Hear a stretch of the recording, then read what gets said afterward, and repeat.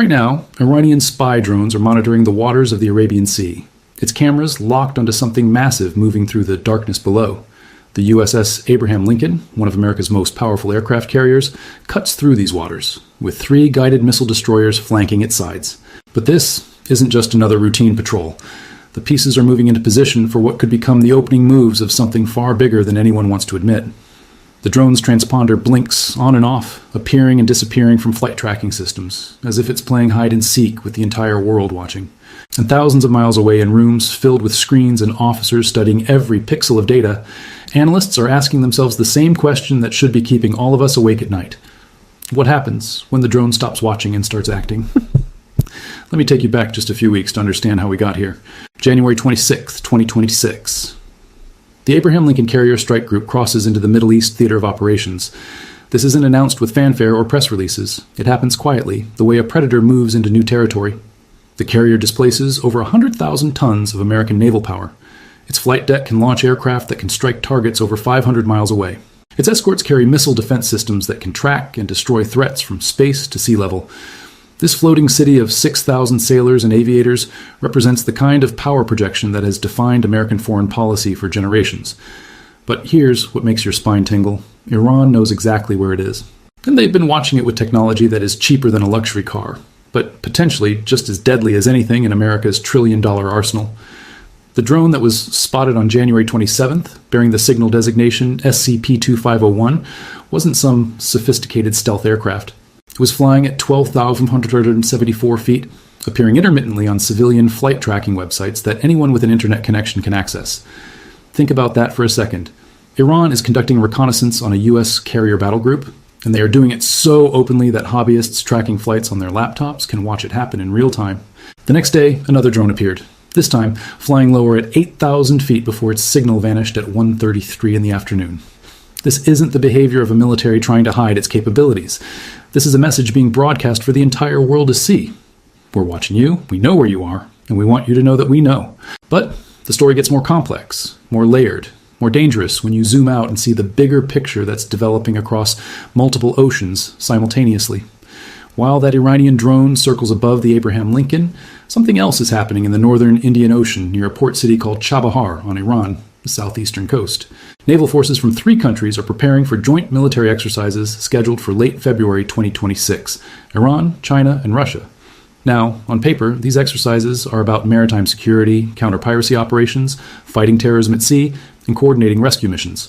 All legitimate activities that any responsible naval power might engage in. But this timing screams something far louder than any official press release about counter-piracy operations. Each one brings together naval forces from countries that share one very specific characteristic. They're all, to varying degrees, at odds with American foreign policy. They're all looking for ways to counterbalance what they see as U.S. dominance in global affairs. And they're all watching very carefully as the current crisis between Washington and Tehran escalates from threats to deployments to potentially something none of us wants to contemplate.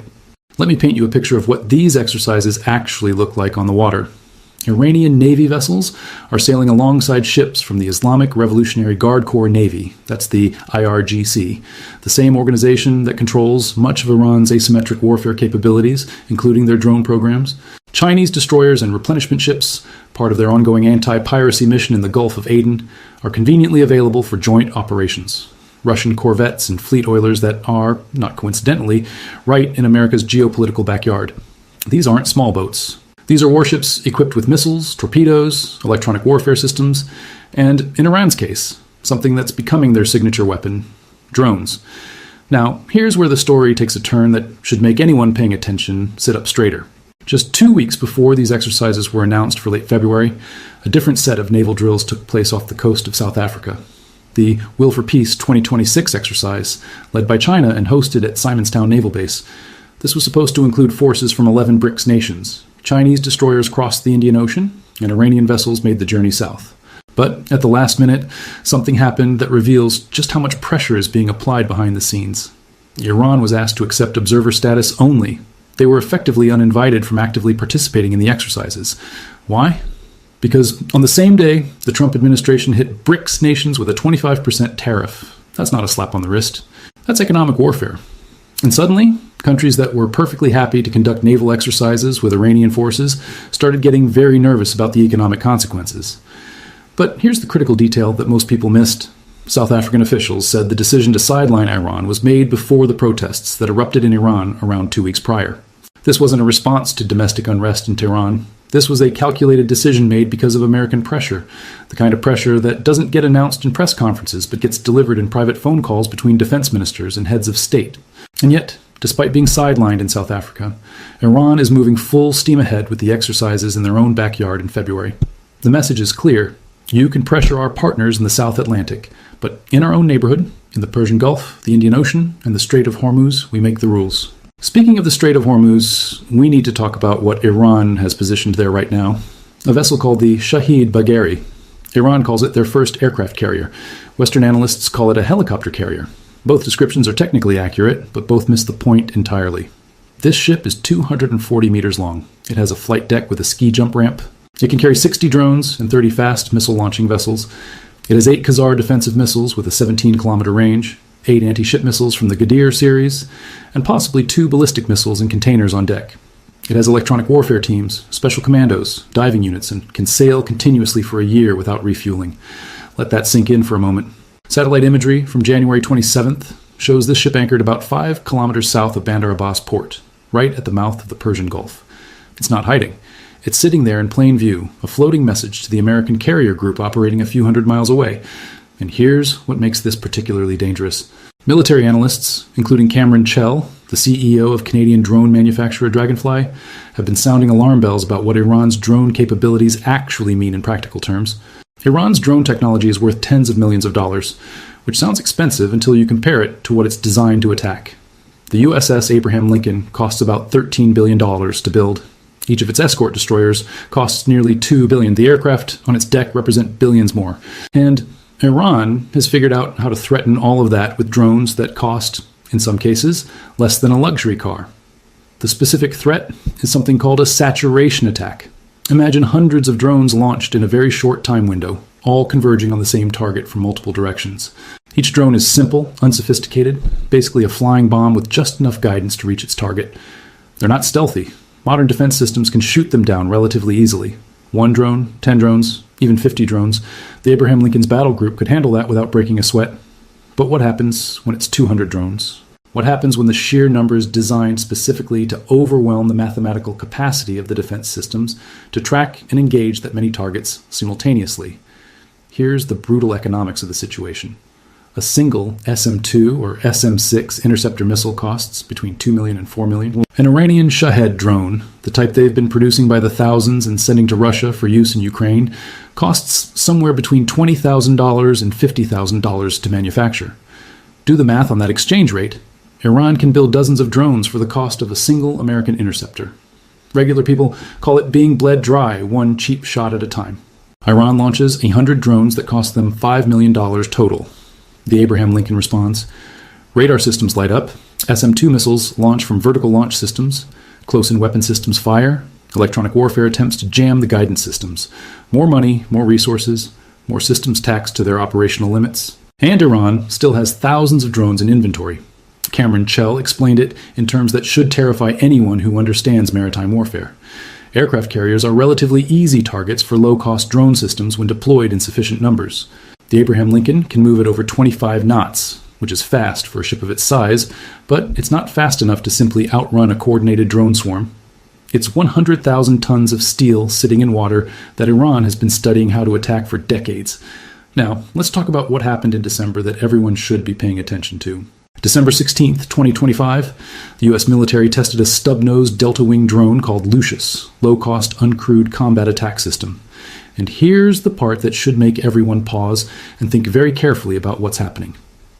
Lucius is a reverse-engineered copy of Iran's Shahed drone. The United States military took Iran's weapon, studied it, copied it, and is now deploying its own version. They're launching them from ships, from trucks, from catapults.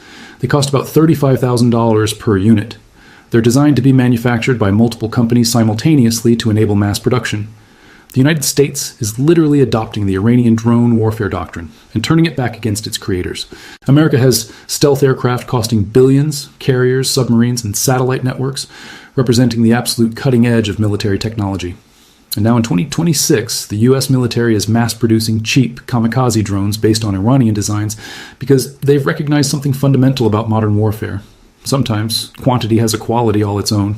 Sometimes the swarm beats the sword. Sometimes the way to counter an asymmetric threat is to adopt the same asymmetry and deploy it with greater resources and coordination.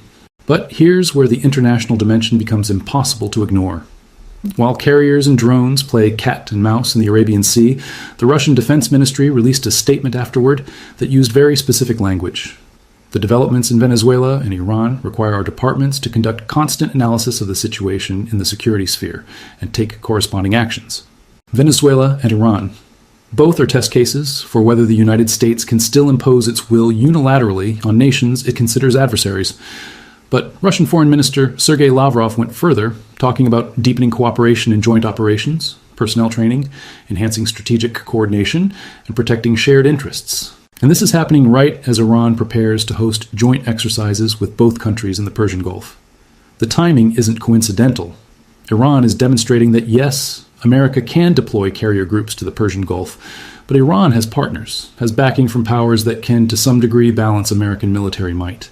Now, we need to address something that's been swirling in various headlines and social media posts. Are there Chinese and Russian troops in Iran? The reality is more nuanced than simple yes or no answers.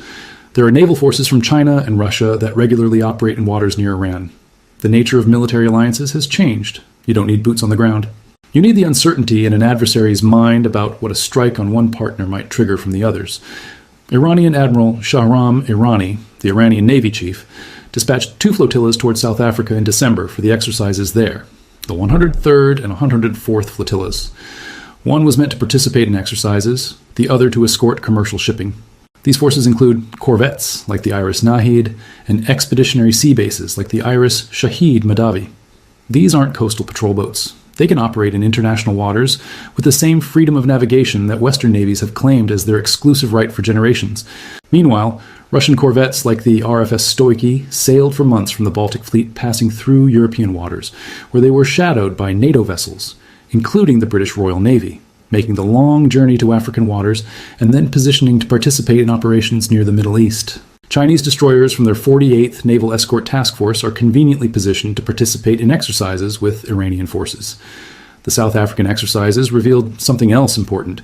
The Democratic Alliance Party, part of South Africa's ruling coalition, issued a statement criticizing the drills. They specifically took issue with China leading the exercise, while that country conducts large-scale military exercises, rehearsing a possible invasion of Taiwan. They objected to Russian and Iranian participation, noting that both are heavily sanctioned countries involved in active conflicts. The fact that this criticism came from within the South African government itself shows the tensions created when economic interests and BRICS membership collide with political and military alliances that make Western powers nervous. Back in the waters near Iran, the situation continues to escalate in ways that are visible to anyone watching carefully. Iran's president has been making calls to the Emir of Qatar and the president of Pakistan. The Iranian ambassador to Egypt told Sky News Arabia that U.S. military bases and fleets in the region are within range of Iranian capabilities. Each side is making statements designed to demonstrate resolve without crossing lines that make de-escalation impossible. But beneath the diplomatic statements, military forces are moving and drones are flying. Former U.S. Assistant Secretary of State, Brigadier General Mark Kimmett, acknowledged publicly that U.S. bases remain vulnerable to Iran's missile capabilities. Defense experts warned that a single successful drone strike, even one that doesn't sink a carrier but simply damages it, would have massive global political consequences. Energy markets would react instantly. Insurance rates for shipping through the Strait of Hormuz would skyrocket. And the credibility of aircraft carriers, the cornerstone of American military strategy for decades, would be called into question. Reports from inside Iran paint a picture of a country under severe stress. Protests that began on December 28th over currency devaluation and economic hardship have continued. Iranian authorities have accused the U.S. and Israel of backing armed rebels. Government spokesperson Fatmeh Mohairani said the government sees security forces and protesters as its children and is trying to listen to their voices, even while some try to hijack the protests. These are the public statements. The private reality is almost certainly more complex, more violent, more desperate on all sides. Protesters demanding change find themselves caught between domestic security forces and international agendas that may not align with their actual interests. And foreign powers see opportunity in the chaos. The New York Times reported that U.S. and European officials